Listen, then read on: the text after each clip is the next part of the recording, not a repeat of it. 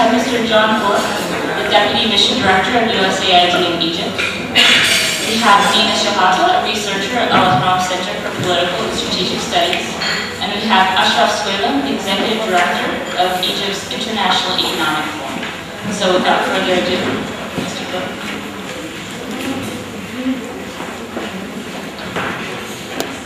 Good morning, and thank you for inviting me here today to talk about the United States economic assistance.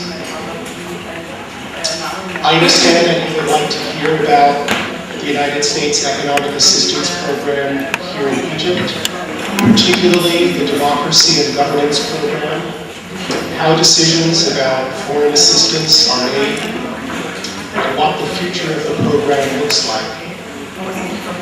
I will address each of these topics briefly, and would be happy to take your questions when this session is completed.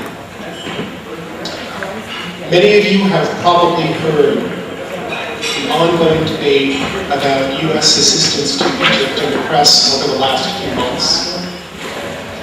I hope that we can explore some of the questions that have been raised by that debate,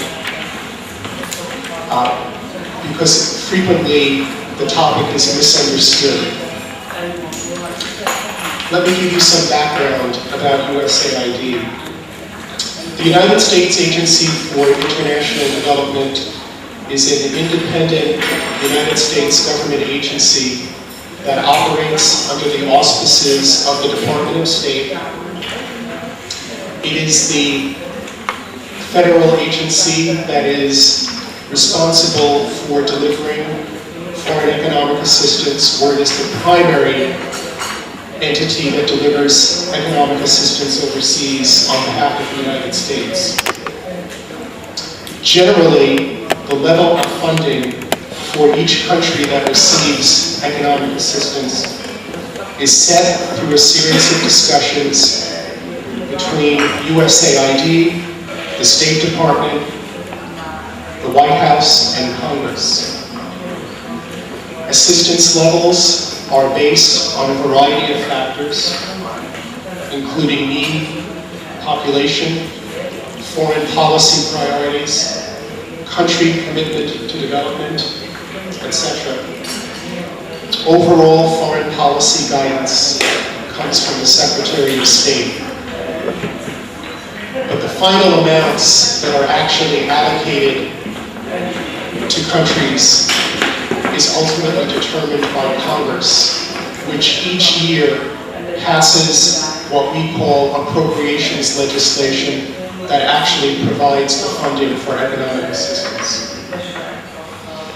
Once a country like Egypt is allocated a certain amount of funds for economic assistance, we at USAID consult with the government of Egypt and determine how that money is going to be spent. In the 32 years that USAID has been here in Egypt, we have worked on a variety of programs, and those programs focus in several major areas, including health, education, democracy and governance, economic modernization, infrastructure, agriculture, and antiquities preservation. Our work encompasses all of Egypt's governorates, but it tends to focus on 7 areas: the urban regions of Cairo and Alexandria, as well as the upper Egyptian governorates of Fayoum, Beni Suef, Minya, Kenna, and Aswan. As we design our assistance programs, we talk extensively with the Egyptian government and with the communities in which these programs will be implemented. For example, when we design an education program, we talk with students, parents, teachers, governorates, municipalities, and the Ministry of Education to decide how resources are best invested.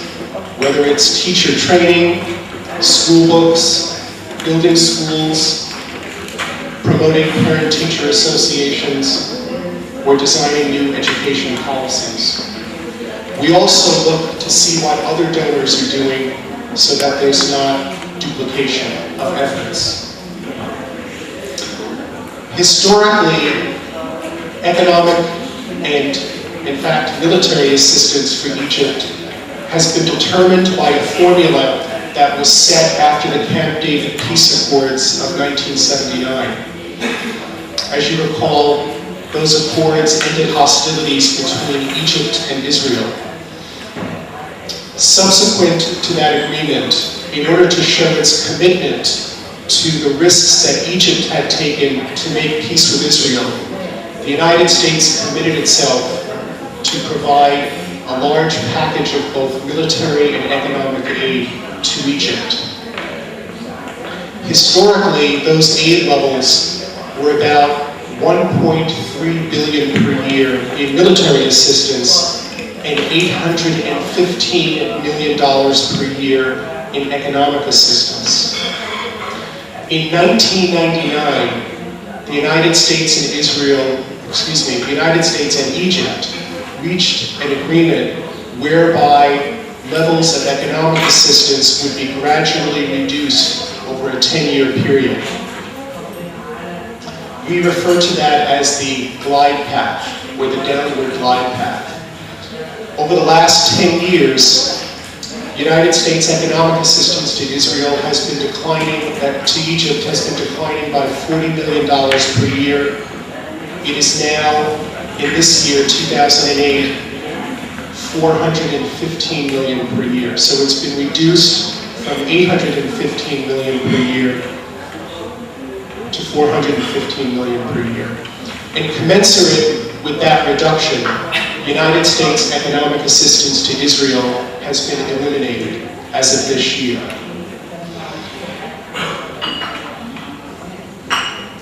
As I said before, this year, 2008, marks the end of that glide path period. And the governments of the United States and Egypt are now discussing the future of the economic assistance program. Our ambassador announced a short while ago that our government has asked Congress for $200 million per year in economic assistance for Egypt over the next 5 years. So as you can see, there's been a steady but significant reduction in economic assistance. Nevertheless, we expect to be here in Egypt for the foreseeable future because there still is a need for economic assistance.